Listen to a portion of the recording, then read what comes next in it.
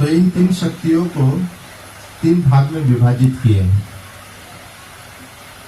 संधिनी, संविद, आह्लादिनी।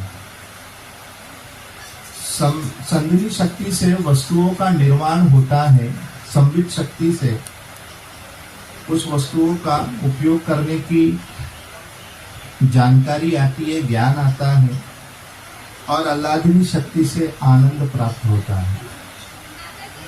तो आध्यात्मिक जगत इन तीन शक्तियों से बना हुआ है, और वही तीन शक्ति इस भौतिक मंडल में, इस भौतिक जगत में माया शक्ति में सत्वगुण, रजोगुण और तमोगुण के रूप में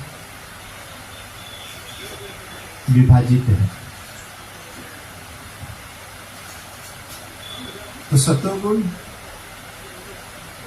जो है, जो व्यक्ति को इस भव सागर में बांध के रखता है, जिसमें सत्वगुण, रजोगुण और तमोगुण, ये तीन शक्तियों से निर्माण हुआ ये भौतिक जगत। सत्व रजस तम इति गुण प्रकृति संभवा निबध्यन्ति महाबाहो देहि देहि नम अव्ययम्। प्रकृति के तीन गुणों के भगवत गीता के श्लोक के 14वें अध्याय के 5वें नंबर श्लोक में भगवान कृष्ण कहते हैं कि भौतिक संसार प्रकृति के तीन गुणों से बना है, सत्व रजस तम इति। ऐसे ये तीन गुणों से बना हुआ ये भौतिक संसार, और इसी भौतिक संसार में भगवान कभी कभी अपनी लीला करने के लिए इस भौतिक जगत में आते हैं। तो क्या कहते हैं, अनुग्रहाय भक्तानां मानुषं देहमासित भजते तारिश क्रीडा यह श्रुत्वा ततो भवेत्। तो क्या कहा गया, अनुग्रहाय भक्तानां, अनुग्रहाय भक्तानां, यानी भक्तों को अनुग्रह बरसाने के लिए, जीवों को कल्याण करने के लिए भगवान इस धरातल में प्रकट होते हैं। किस भाव, मानुषम देहम आसित। तो वही भगवान श्री कृष्ण इस धरातल में लीला करने के लिए प्रकट होते हैं। श्रीमती राधा रानी का प्राकट्य इस धरातल में होता है। राधा और कृष्ण,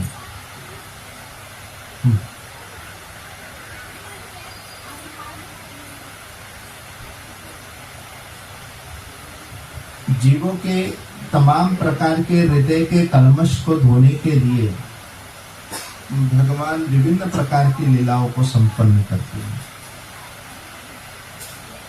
जीवों का अनेक प्रकार के मन की व्याधियां रहती है, अनेक प्रकार का उनका हृदय कलुषित रहता है।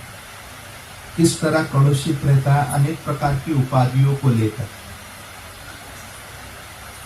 एक दो उपाधि नहीं, अनेक प्रकार की उपाधियां उन्होंने अपने जीवन में धारण करके रखा है। इसलिए बताया गया है, जितना व्यक्ति अपने शरीर के प्रति पहचान रखता है उतना ही उपाधियां होती हैं। जैसे आयुर्वेद में भी कहा गया है कि यदि बीमारियों का नाम यदि टटोलना है तो आयुर्वेद शास्त्र में भी उपाधि, ये बीमारी, उपाधि पहले टाइटल लिखते हैं, फिर बीमारी का नाम लिखते हैं। तो उपाधि का अर्थ हुआ कि जो व्यक्ति नहीं है, कुछ और अपने आप को मान बैठा है, उसे कहते उपाधि। तो यहां ऐसे ही कहा गया है कि किस प्रकार मनुष्य अपने विभिन्न प्रकार के उपाधियों को स्वीकार लेता है। एक भक्त की कथा आती है, विठलनाथ। उनके विषय में बताया जाता है कि श्री विठलनाथ गोस्वामी जब भगवान की पूजा करने के लिए जब स्वच्छ होकर स्नान करके जब निकले थे, तब उनका एक भांजा उनसे मिलने आया और उन्होंने आकर उनका चरण स्पर्श किया। तो इन्होंने पूछा कौन? तो इन्होंने, ये भांजे ने अपने गांव का नाम बताया कि शायद गांव का नाम सुनते ही पहचान जाएंगे कि मैं यहाँ फलाना इस गांव से हूं। तो विठलनाथ पीछे कदम लेकर वापस चले गए स्नान करने। तो स्नान करके दोबारा लौट आए, फिर तैयार होकर आए, फिर से इन्होंने चरण स्पर्श किया। तब फिर पूछा कौन? तो ये सोचने लगे कि शायद गांव के नाम से तो पहचाने नहीं, मैं अपने माता पिता का नाम बताता हूं। तो उन्होंने कहा कि मेरे माता पिता ये मेरे माता पिता हैं। तो वापस पीछे कदम लिया, फिर गए स्नान करने। फिर स्नान करके तीसरी बार फिर आए, फिर इन्होंने वापस चरण छू लिया। बोला कौन? तो इन्होंने अब तो सीधा कह दिया, पहचाने नहीं, मैं भांजा हूं आपका। फिर वापस गए स्नान करने। अब ये भांजे भी सोच में पड़ गए कि क्या बात है, मामा श्री इतने नाराज है हमसे, हम चरण छूते ही स्नान करने चले जाते, हम क्या इतनी अशुद्ध है? बड़ा दुख लगा। जब चौथी बार जब वापस आए तो एक व्यक्ति ने उनका चरण स्पर्श कर लिया और इन्होंने पूछा कौन? तो इन्होंने कहा कि मैं श्रीनाथ जी का भक्त हूं। तो सुनकर वे आगे निकलते हैं। तो पूजा सब होने के बाद पूरे माता पिता भांजा सब मिलकर बात चर्चा करने लगे, क्या बात है, हमारे चरण स्पर्श से आपको बार बार स्नान करना पड़ा, और जबकि उस व्यक्ति ने आपका चरण स्पर्श किया, आपने तो उसे गले लगा दिया। तो ऐसी क्या बात हुई? तो बोले कि आप लोग जब मेरे चरण को स्पर्श कर रहे थे, ये चरण स्पर्श के समय पर आप अपने शरीर का पहचान बता रहे थे। मैं फलाना गांव से हूँ, फलाना मेरे माता पिता है, फलाना मेरा आपके साथ ये संबंध है। ये सब दूषित संबंध है, क्षणिक संबंध है, शरीर से लेन देन है। मगर उस व्यक्ति ने जब मुझे प्रणाम किया तो उन्होंने सीधा कृष्ण संबंध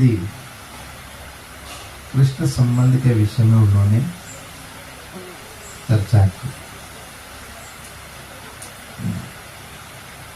और इसीलिए उन्होंने उन्हें गले लगा दिया। बोला यही हमारा शुद्ध संबंध है।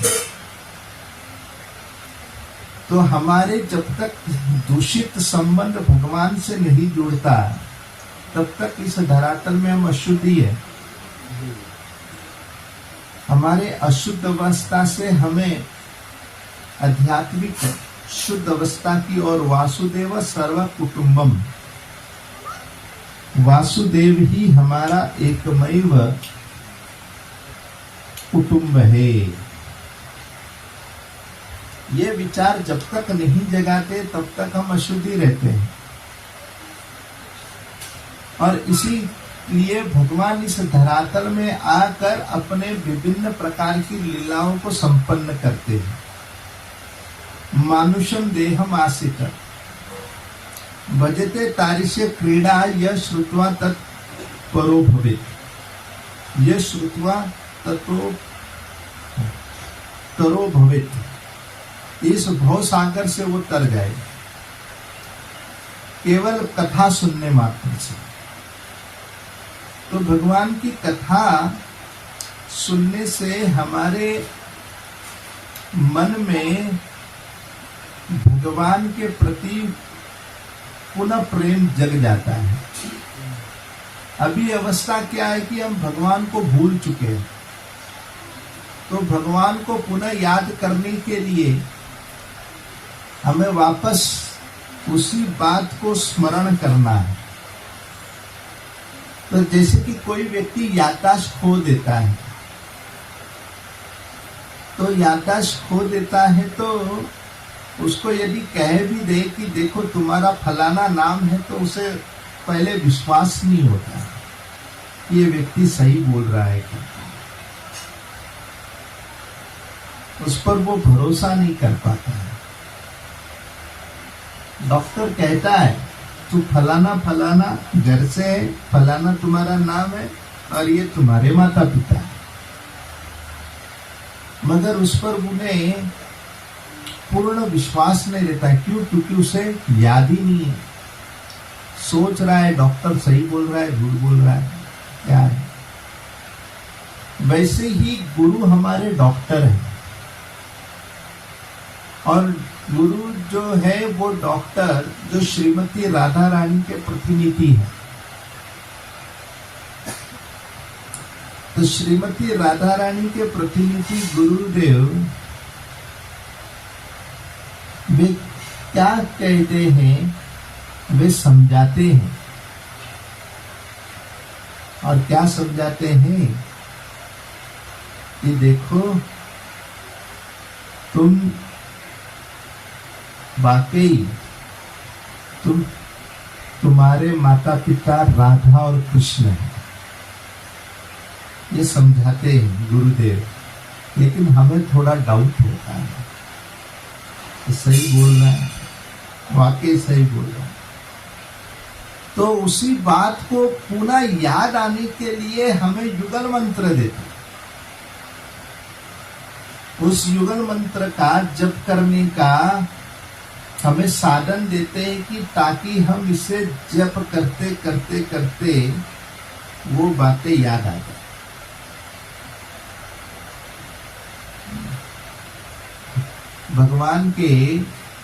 भगवान हमारे असली माता पिता है, ये बात याद आ जाने के लिए बार बार माता पिता का नाम हम बोलते रहते, रटते रहते। हरे कृष्णा कृष्णा कृष्णा हरे हरे, हरे राम राम राम हरे हरे। इस मंत्र को बार बार रटते हैं, तब हमें अपना खोया हुआ याददाश्त आता है। जैसे एक बार की बात थी कि गरुड़ का जो अंडा जो था वो मुर्गी के अंडे के बीच में आ गया। तो मुर्गी तो अंडे को तो अभी अपने अंग से उसे तपाकर उस अंडे को विकसित किया। तो उसी मुर्गी के अंडे के बीच में ये गरुड़ का अंडा भी जन्म लिया। तो मुर्गी जैसे चलती थी तो गरुड़ भी वैसे ही चलता था।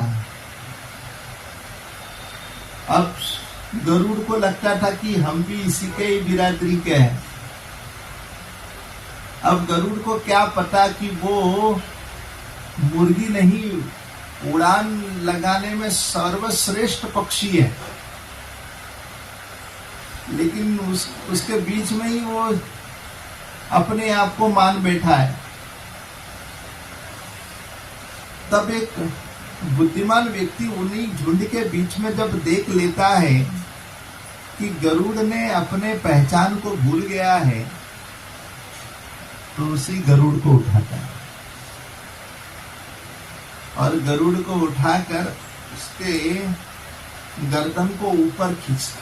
देख तेरे जैसे कितने लोग ऊपर उड़ रहे हैं। तो आकाश में उसका गर्दन घुमाकर मरोड़ कर दिखाता है, अरे कहां तू नीचे फंसा है। तो जब वो आकाश में देखता है इतने सारे गरुड़ को उड़ते हुए, तब पता लगता है वो मैं कहां फंस गया। तब उसे ये खबर होता है कि मैं मुर्गी नहीं, मैं गरुड़ हूं। तब वो उड़ान लगाता। वैसे ही इस भौतिक संसार में हम सब जो कृष्ण दास है, और यहाँ पर भौतिक संसार के अंडे में हम लोग का भी जन्म हुआ, तो हम भी अपने आप को मुर्गी मान बैठे। तो हमारी बुद्धि वहीं तक सीमित है, ये मेरा घर है, ये मेरा परिवार है, बस हो गया, हो गई उनकी जिंदगी खत्म। वो केवल अपने परिवार और संबंधी तक ही उसका विचार जाता है। ज्यादा से ज्यादा कितने साल तक सोचता है वो? कोई एक व्यक्ति अपने भविष्य को कितने उम्र तक वो अपने भविष्य को बना सकता है? 100 साल, उससे ज्यादा 200, कोई 200 साल का प्लान करते हैं। ज्यादा से ज्यादा हम 70-80 साल तक का ही विचार रखते हैं कि 70 साल या 80 साल तक मुझे क्या करना है। अच्छा, फिर उसके बाद, अरे उसके बाद हम रहेंगे, राम नाम सत्य हो जाएगी। तो हमारी बुद्धि केवल 70-80 साल तक सोचने की बुद्धि है। शरीर जब तक है तभी तक सोचेंगे, फिर उसके बाद तो हमारे पास पूरा ब्लैंक है, कोई विचार नहीं है। इसके बाद क्या, कुछ नहीं पता। न 100 साल के बाद की खबर है, न जन्म के पहले की खबर है। अगर मान लो कोई 40 साल का हो गया, उसे पूछ लिया जाए 42 साल पहले आप कहां थे, ब्लैंक, सब कुछ हमारे बुद्धि में सब खाली है। 40 साल के पहले हम कौन थे वही नहीं पता, और 100 साल के बाद हम कौन है वो भी नहीं पता। यानी हमारी बुद्धि इतनी छोटी है, हम यहीं तक सोच सकते हैं। इसलिए हम भी इसी मुर्गी के कैटेगरी में आ गए।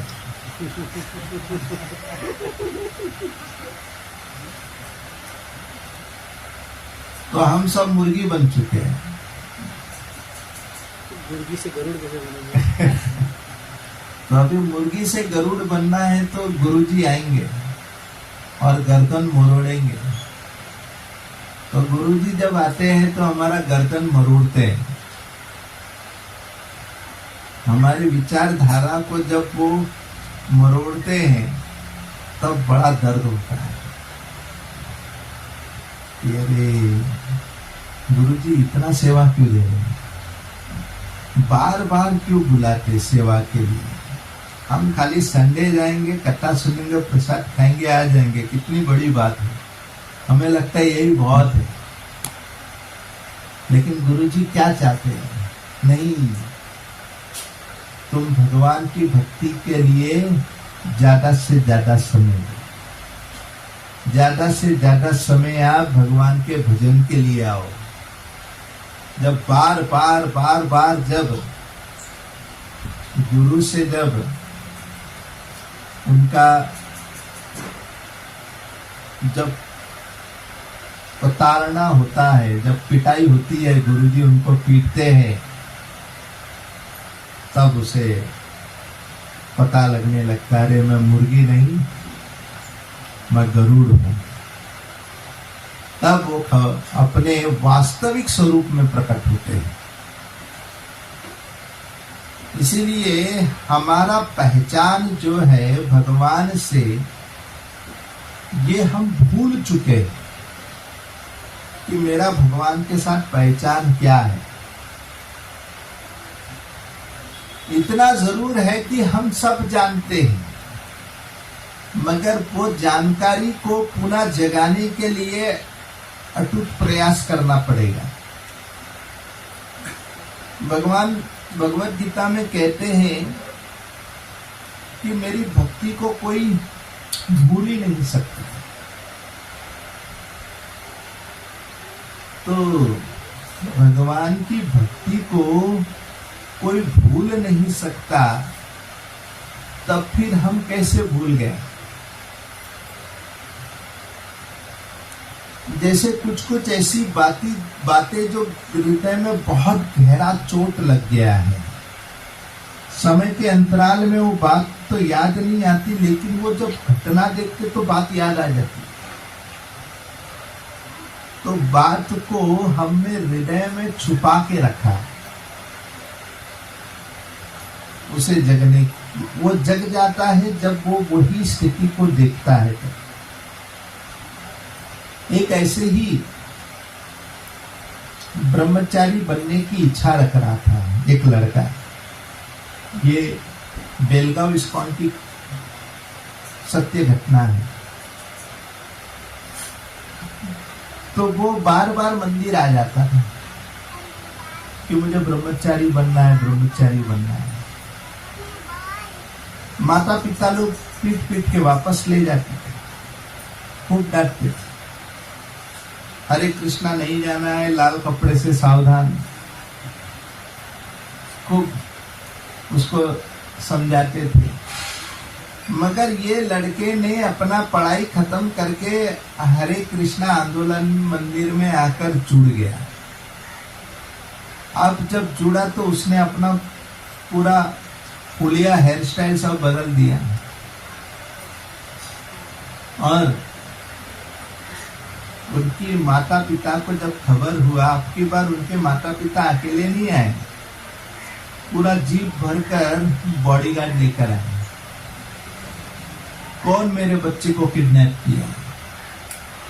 अब किसकी मजाली? कौन आ गया? हरे कृष्णा वाले मंदिर वाले जितने भी लोग थे सब लोग बोले हरि बोल, आपका लड़का है, जाना चाहता है तो जा सकता है, रहना चाहता है तो रह सकता है, उसकी मर्जी, हम तो किसी को जबरदस्ती किए नहीं है। तो इन्होंने क्या किया, ये बॉडीगार्ड लोगों ने उसे उठा के सीधे जीप में डाले और जीप में डालकर सीधे साइकेट्रिक डॉक्टर के पास लेकर गए।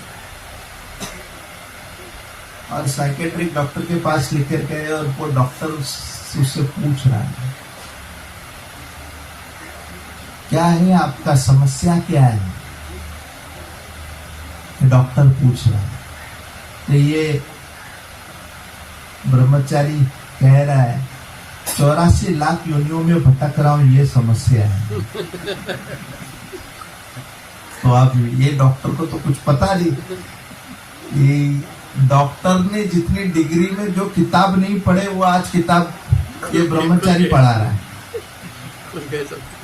बोला 84 लाख योनि, फिर बोला अरे तुम्हारे माता पिता की बात सुन। तो इन्होंने बोला कौन से जन्म की माता पिता? 84 लाख योनियों में मुझे अनेक माता पिता मिले, आप किस जन्म की बात कर रहे हो? तो डॉक्टर ने देखा कि ये तो परमानेंटली डैमेज है, अनरिपेयरेबल है। तो डॉक्टर कहने लगे उनके माता पिता को कि इनको सुधारने के लिए हमें एक अंतिम राम बाण मारना पड़ेगा। बोले क्या? इसको इलेक्ट्रिक शॉक देना पड़ेगा।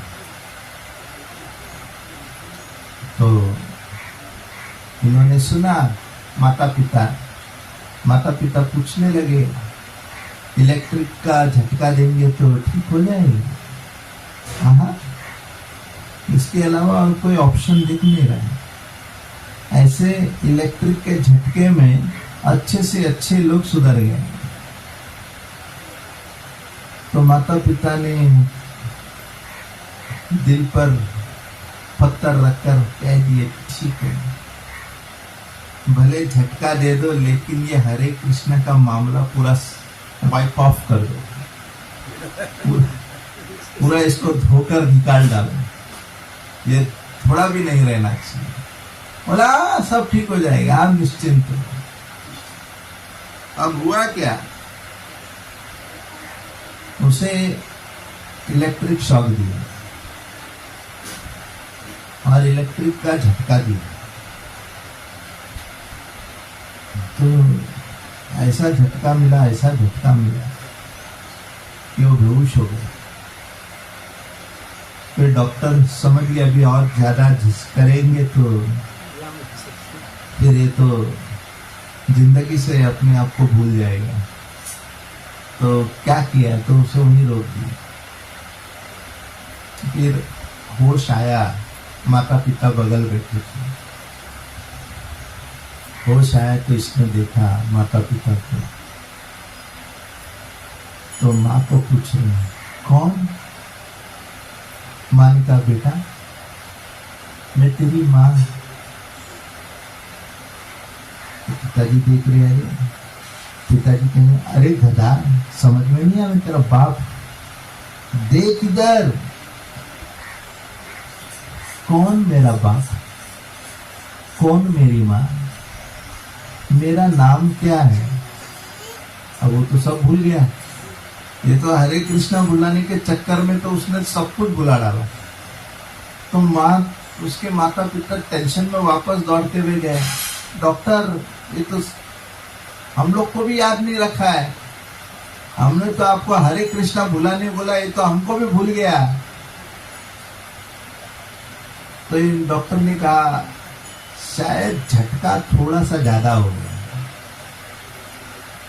और इसीलिए वो शायद आप लोग को भी भूल गया हो। कोई बात नहीं, आप इसे लेकर जाना घर पर, और घर पर लेकर जाना और घर पर इसको अपने ही माहौल के बीच में रखना।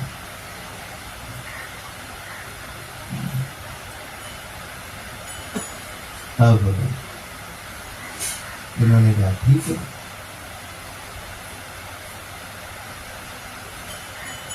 तो उन्होंने अपने घर पर उनको लेकर आए, माता पिता सावधान, हरे कृष्णा वाले से मिलने मत देना, इस बार अगर दिमाग बुद्धि खराब हुई ना फिर जिंदगी में कोई ऑप्शन नहीं बचेगा इसे सुधारने का। अभी बड़े मुश्किल से बुलाया है, तो ऐसे ऐसे पकड़कर हरे कृष्णा, कोई मिलना नहीं चाहिए, सीधा जीप लेकर गए, घर पर उतारे और उसको घर पर बंद कमरे में रख दिए। रोज उसकी माँ उसे याद दिलाने के लिए आती थी, बेटा याद आया तो ऐसा था, ही कॉलेज में जाता था। बच्चे को कुछ याद नहीं आया। छठे दिन देखा तो बच्चा गायब। माता पिता ढूंढे, अरे कहाँ गया लड़का। अरे देखा तो खिड़की से भाग गया, लड़का तो खिड़की से भाग गया और एक पत्र छोड़कर गया। अब इस पत्र में तो बहुत ही अजीब बात लिखी थी। ये लड़का कहने लगा मुझे नहीं पता कि मेरे माता पिता कौन है, मेरा नाम क्या है, लेकिन मुझे इतना जरूर पता है कि मैं भगवान का सेवक हूं और मुझे सेवा करना है, भक्ति करना है, और मैं चला गया घर छोड़ के। अब कहाँ है आज अभी तक पता ही नहीं। अब जरा सोचिए कि माता पिता ने सब कुछ भुलाने का कोशिश किया हरे कृष्णा वाले से, वो तो नहीं भूला लेकिन माँ बाप को भूल गया। भक्ति को कोई भूल नहीं सकता, वो भक्ति को केवल याद दिलाने का हमें प्रयास करना है। हम भी जानते हैं कि हम सब भगवान के सेवक हैं, लेकिन वो याददाश्त खो गया है। उस याददाश्त को पुनः जगाने के लिए हमें इस हरे कृष्ण महामंत्र का सतत जप करना चाहिए। हरे कृष्ण कृष्ण कृष्ण हरे हरे, हरे राम राम राम हरे हरे।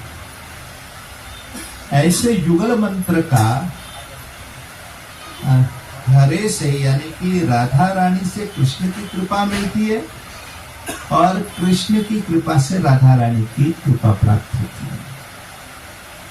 इसलिए दोनों युगल मंत्र दोनों होना चाहिए, न केवल राधे राधे राधे राधे राधे,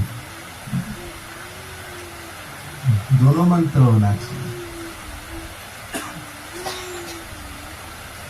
तो राधा रानी को प्रसन्न करना है तो कृष्ण का नाम लेना है, और कृष्ण को प्रसन्न करना है तो राधा रानी का नाम लेना है। और इस कारण से हरे कृष्णा मंत्र का जाप करना है। जब हम हरे कृष्ण मंत्र का जप करेंगे तब जाकर श्रीमती राधा रानी की कृपा हम पर बरसेगी। तो जो महामंत्र जो है ये हमें जगाता है। भौतिक संसार में हम माया के गोद में सोए हैं। इस सोए हुए व्यक्ति को यदि जगना है, जैसे सुबह मंगल आरती के लिए अगर उठना है तो क्या लगाते हम? अलार्म। तो वही अल्लाह वही राम, अल्लाह राम। और हम सबको वही अल्लाह राम का जप करना है, अलार्म। तो वो अलार्म क्या है? हरे कृष्णा कृष्णा कृष्णा हरे हरे, हरे राम राम राम हरे हरे। इस अलार्म को बार बार बजाते रहना है। जब ये अलार्म जब चलेगा